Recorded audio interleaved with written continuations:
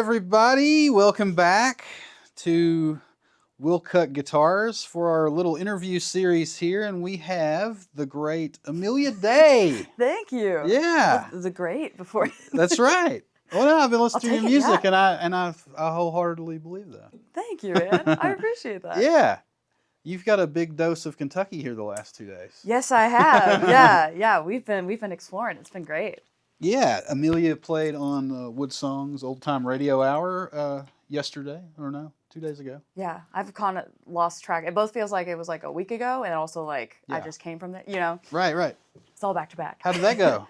I think it went pretty well. Right. It was a very different setup than we're used to, because like, as I'm sure y'all know from being in there, like you turn everything way down. Yes. Like as low as possible, because you want to get nice clean sound for radio, and you're only playing a few songs. Like I get way more nervous for that stuff than I do any like full show where there's like, you know, triple the amount of people. Like I will get more nervous for something like that. But yeah, they were great. They were lovely. I don't like the time restraint parts of those things. Oh man, it stresses me out. I'm glad I'm not the one who has to like really manage it. Like I can't imagine being the, I don't know if call it the host, I guess. Sure. MC, and like keeping track of like, okay, this song's gonna be this long, so I can only talk for. Yeah. I don't even know. I'm just like, tell me when to sit down and when. Yeah. And then you played in Louisville last night. Yes. Yeah. Zanzibar. Zanzibar. Great Kentucky venue. It's a classic. So fun. Yeah. Yeah. Sound felt great up there too. Like just they know what they're doing. They know what they're doing. Yeah. And then tonight at our home field, as we were saying, the Burl. Yes. It's a wonderful venue here in town that hosts a lot of different music.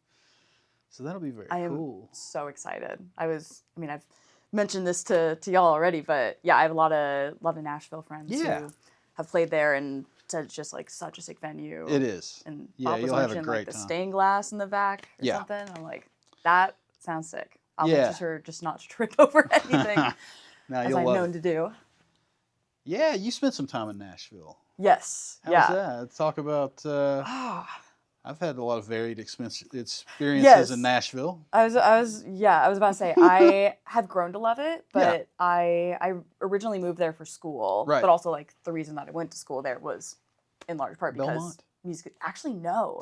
Vanderbilt. Yeah, a couple of my drummer and my bassist both went to Belmont though. Right. And like very much plugged into that kind of scene, because Vandy doesn't have much of a like indie, like contemporary music scene. Like most of my music friends at Vanderbilt were like classical singers, classical instrumentalists, maybe jazz if we're getting crazy. But yeah, so when I first moved there, definitely kind of felt a little out of place. It was very much in the downtown area, and I'm from like a small town, so that was weird. Right. But just as I stayed there and got more plugged into the indie scene outside of the kind of surface, very country pop commercial scene, like that is not a space where I feel super at home at. But like there's a fantastic like indie folk scene, alternative, classic rock. Nashville has truly a little bit of everything when you start looking around. You exactly. know? You just gotta hang in there long enough to find those people. Was there any Tennessee culture shock?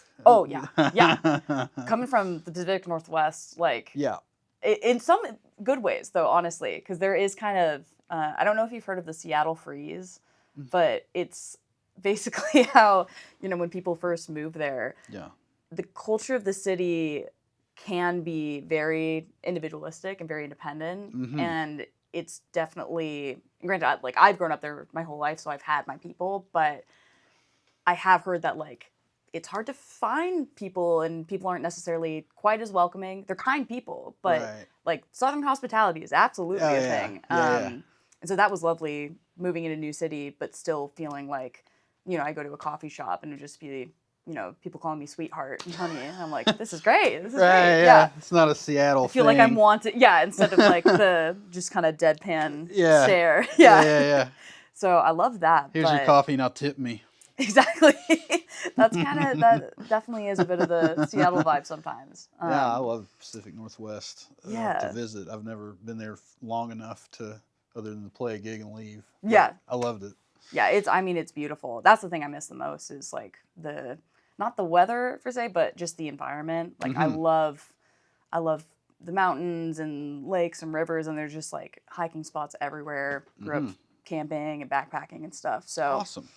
But I haven't really. I mean, there are pockets of that, obviously, in Tennessee, but it's a little. You have to really be more proactive to find it. Yeah. And I haven't really right kind of set out to really put in too much effort into getting into that. So are you based in Nashville still?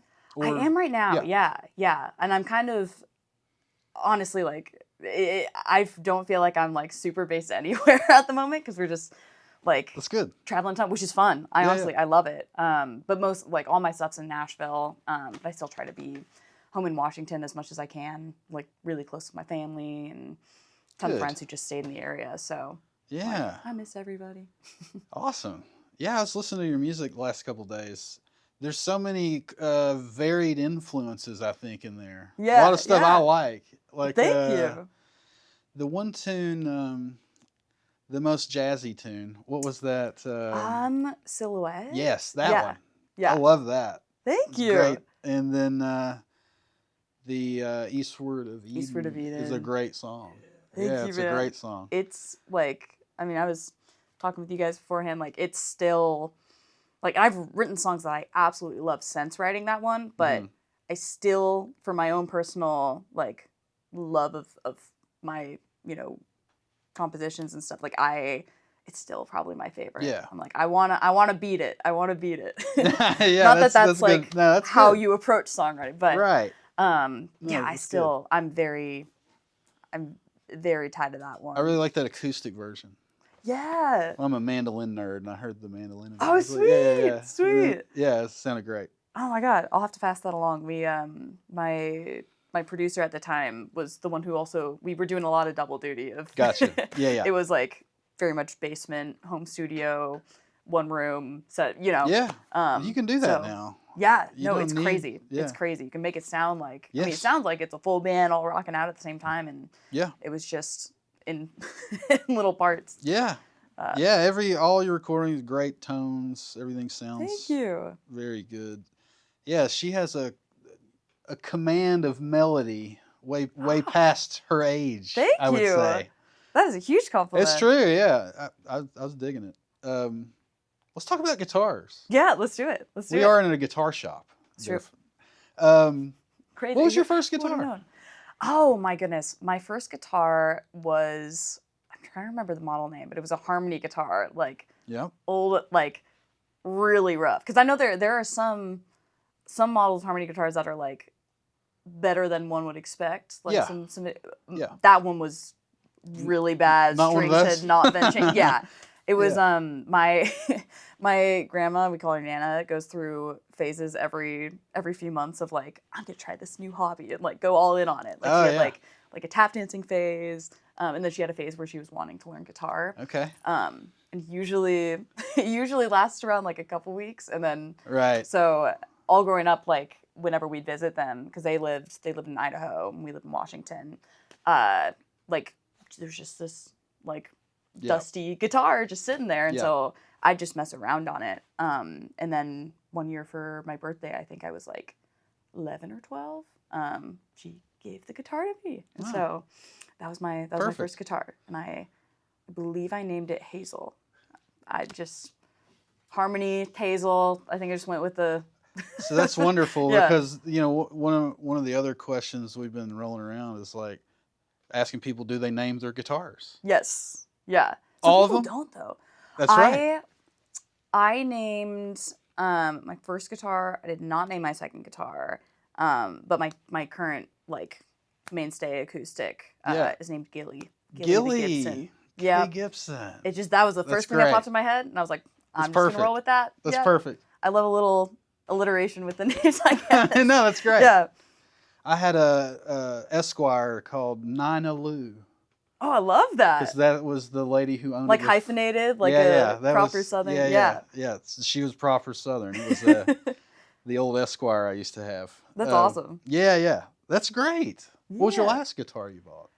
Ooh, technically, Yeah, or it received?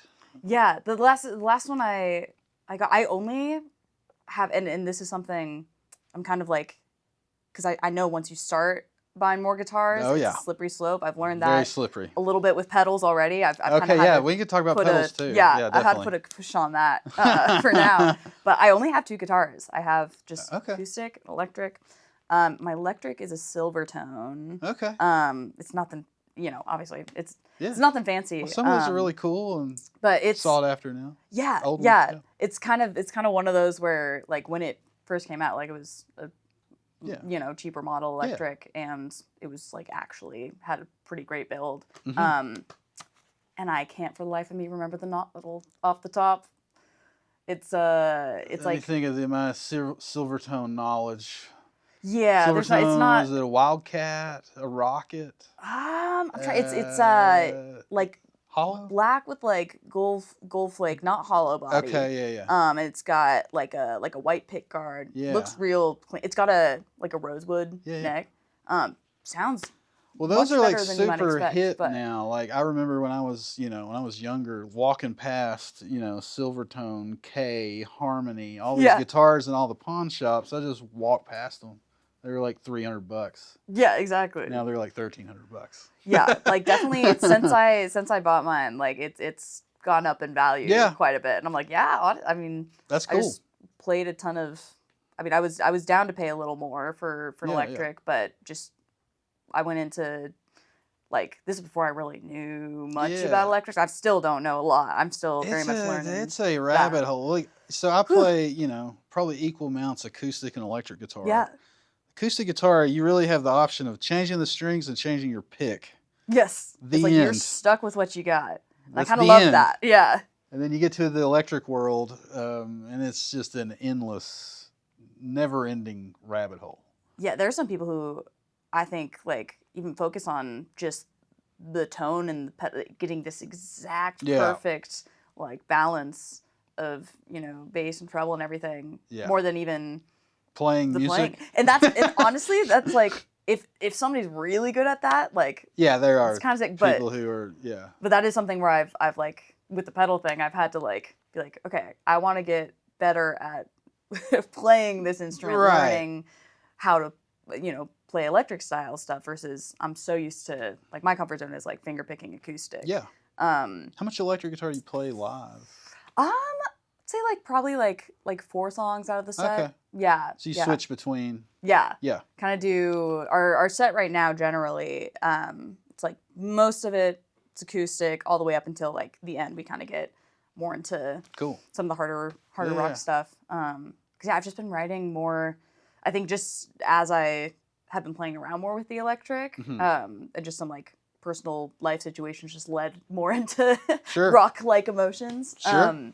So yeah, I've been kind of heading in more of a rock direction, which has been fun, but kind of forced me to, like, oh shoot, now I need to actually, like, get comfortable with this thing on stage too. And about 25 pedals. Yeah, exactly. Exactly. Yeah. Very cool. Any pedals you're obsessed with right now? Any new ones?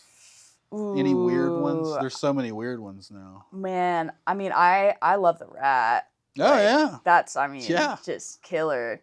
I don't have one. Rat's a little known songwriting tool. A lot of people. Yeah. Seriously, you just put that on. Sounds great. It's just good. But whenever there's a studio that I record at most often in Washington.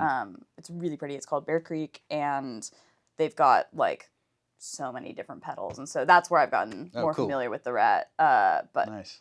I have yet to bite the bullet, and it's not crazy expensive, but it's definitely more than the pedals that I've got on my board. Yeah. So yeah. Very cool. Oh yeah, I was going to ask you. I saw your upcoming dates. You have a long tour coming. Yes. Yeah. Longest You're playing some of my favorite places that I've ever played. Merlefest. Yes. Swanee Springfest is so wonderful. Like next month, even that's been coming up quick. And a little festival in South Carolina called the Albino Skunk Festival. Yes. Those are. I played all those years ago.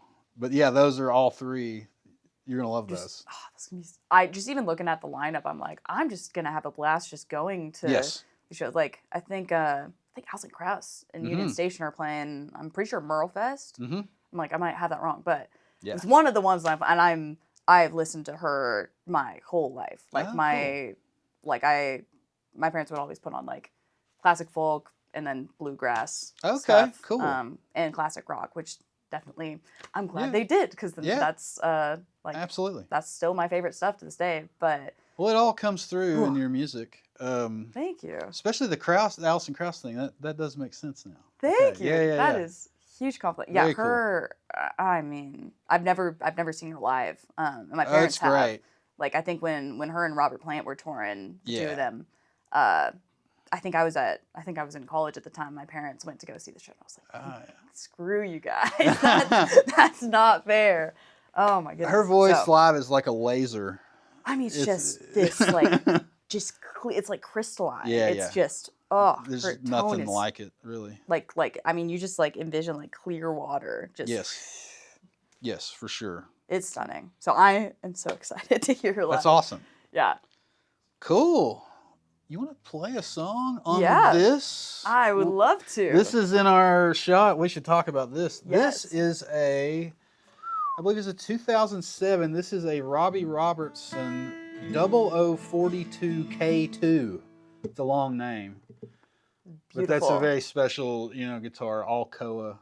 It's my size too, which is great. My own is like that could be your next guitar. Maybe you need a 00 Martin. So I will get like comments all the time from people being like, when they've seen like just a photo, they haven't met me or anything, they've just seen a photo of me with my guitar. Right. I've heard people be like, is that just like a really big guitar, or is she really small? It's like, well, it's a little bit of both. Yeah. Yeah. Sweet. Whew.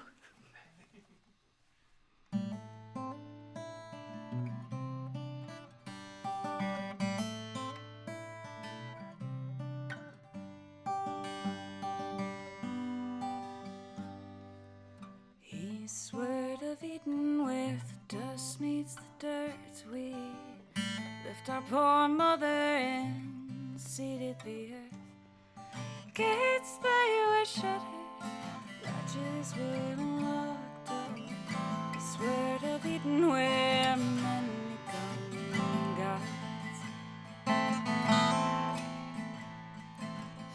Few our people, we toiled as one. Of our labors high under the sun.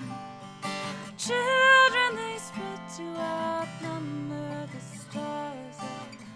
East word of Eden, where day turns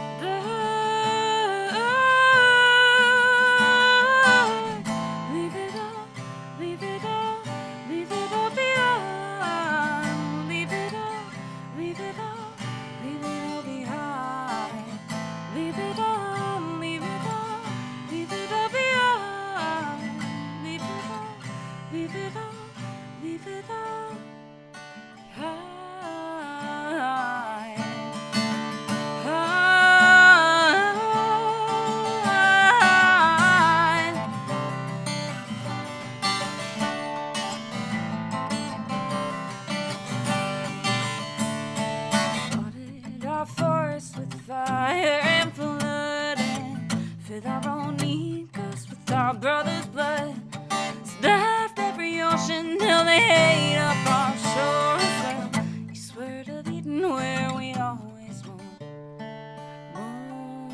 more. Our towers they rose up fancy with the sun, our sermons they burned fiery tongue, rattlings and little surprise when they fell. Well, East word of Eden, where heavens up.